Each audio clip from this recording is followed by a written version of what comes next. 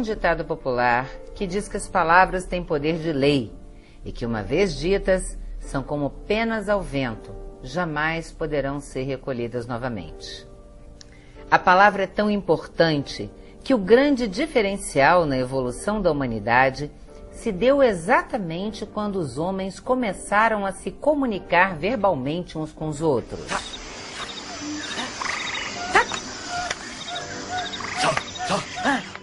A comunicação é a primeira coisa que um indivíduo ou um grupo de indivíduos procura estabelecer quando estão juntos pela primeira vez, independentemente do gênero, classe, cultura ou mundo.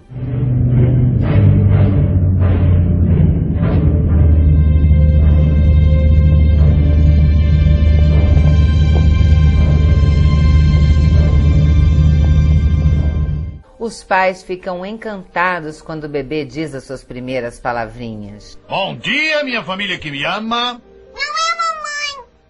E mesmo para aqueles que já estão bem grandinhos e falam pelos cotovelos, existem palavras que, quando ditas de forma sequencial, modificam a vida inteira de uma pessoa.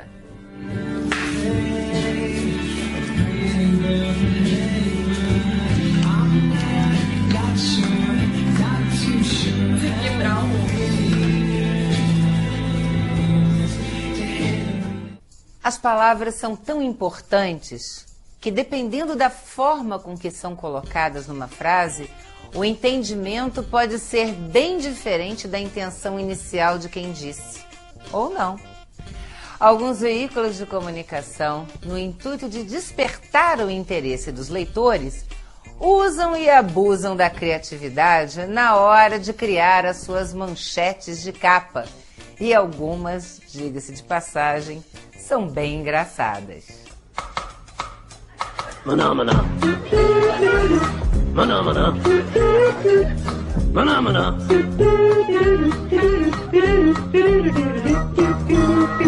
Maná, maná, maná,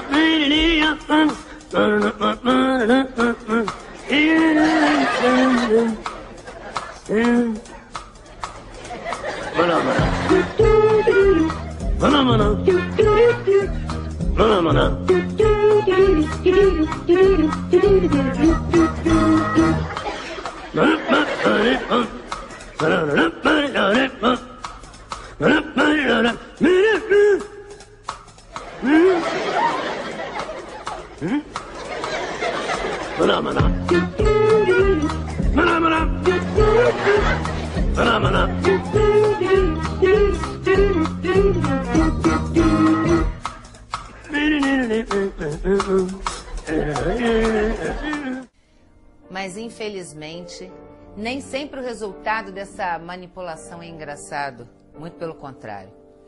Na maior parte das vezes, a obra de uma vida inteira pode ruir em questão de minutos, exatamente por conta das fofocas e maledicências. E essa destruição se torna ainda mais cruel e devastadora quando orquestrada pela mídia, através de pessoas que se dizem profissionais, mas que não passam de carniceiros irresponsáveis, que usam o poder que têm nas mãos apenas para obter nada.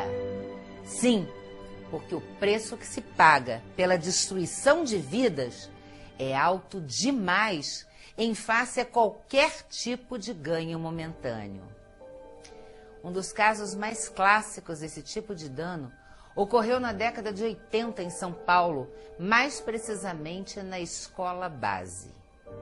Em 1994, de forma irresponsável e sem qualquer tipo de pesquisa preliminar, a imprensa vinculou a notícia de que crianças estariam sendo molestadas sexualmente pelos donos da Escola de Educação Infantil Base, na Zona Sul de São Paulo, e pelo motorista da Kombi que fazia o transporte dos menores. Tudo começou quando duas mães procuraram a delegacia da Aclimação, na Grande São Paulo, para fazer a denúncia de que seus filhos de 4 anos teriam sido abusados sexualmente pelo dono da escola, seus sócios e suas esposas. Elas contaram que seus filhos comentaram que teriam sido levados durante o horário escolar para a casa dos acusados e assistiram filmes de gente pelada numa cama redonda e que depois teriam sido molestados por eles.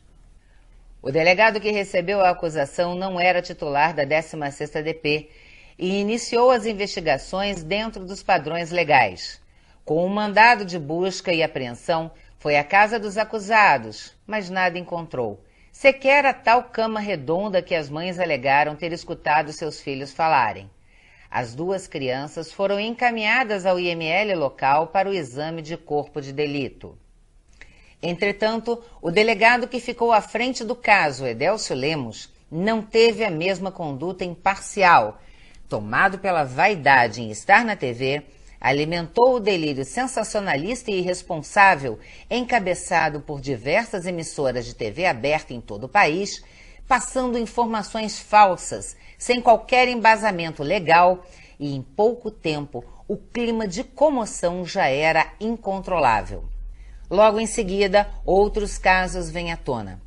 Pessoas igualmente responsáveis, ou na melhor das hipóteses, sugestionáveis, aproveitaram o clima sensacionalista e foram para a frente das TVs com histórias igualmente mirabolantes. No dia 31 de março de 1994, o Jornal Nacional sugeriu o possível consumo de drogas durante os abusos e a possibilidade de uma das crianças ter contraído o vírus do HIV.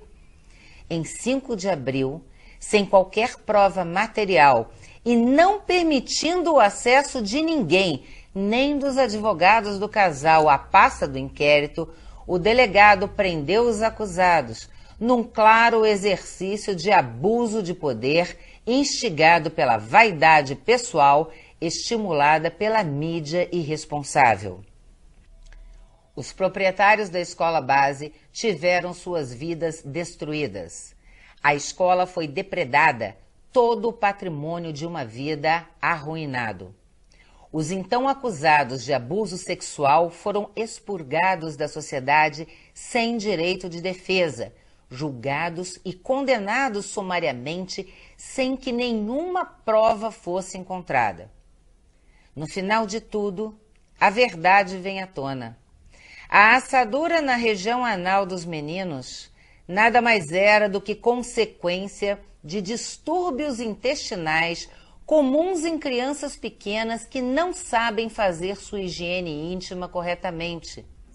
E todos os relatos contados à psicóloga que os atendeu, na verdade, foram induzidos pela mesma.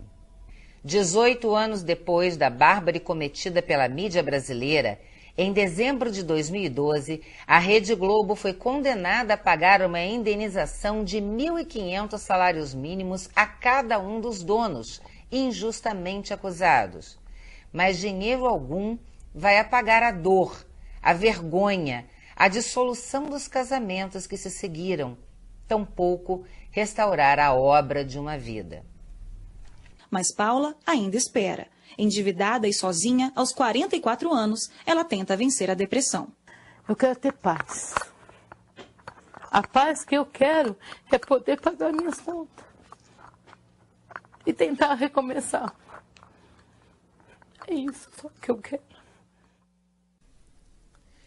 Esse é um caso clássico que é abordado quase que obrigatoriamente nas faculdades de jornalismo hoje em dia. Mas, infelizmente, a figura da fofoqueira, aquela pessoa que de tão amarga não tem vida própria e que, por isso mesmo, encontra prazer em falar mal dos outros, na maior parte das vezes destrói e não responde pelos seus atos. Acho que vale aqui um grande aprendizado que eu li outro dia no Facebook. Quer conhecer uma pessoa? Não escute o que dizem dela, e sim o que ela diz dos outros. Pense nisso.